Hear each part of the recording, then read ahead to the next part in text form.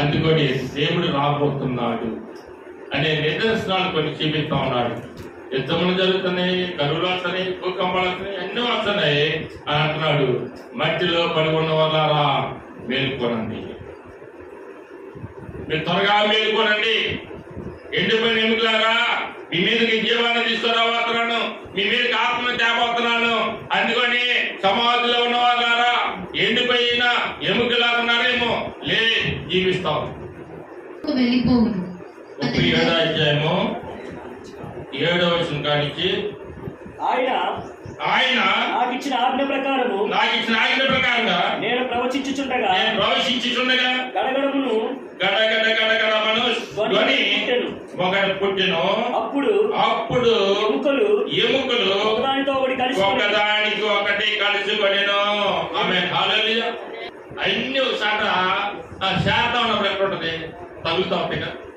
మరి ఎవరెముక వాళ్ళకి కావాలి, ఒకరెముక ఒకటి పనికిరాదు. మళ్ళా ఒకరెముక ఒకటికి వెళ్తాం. గుట్లగా పడి ఉన్న సమాధుల్లో పడి ఉన్న మనిషి మీద మనిషి పెట్టారే. చాలా మంది సమాధులు అంటే మనిషి మీద మనిషి పెడతా ఉంటారు సమాధులు. అవన్నీ కూడా ఒక గొప్పగా తయారవుతాయి, మట్టిలో ఉండిపోతాయి. వాటన్నిటికీ చెప్తున్న దేవుడు మాట్లాడితే తెలుసా, సమాధుల్లో పడి ఉన్న ఎముకలారా బయటికి రండి, మీ మీద జీవమును అనుగ్రహిస్తారని చెప్పేసి ప్రవచిస్తుంది. ఒకదానికోటి గడ సౌండ్ పెట్టుకుంటూ వచ్చేసి అవి తిరిగి మళ్ళా ఒకసారి చేరుతున్నప్పుడు గొప్ప శబ్దం వచ్చిందంట.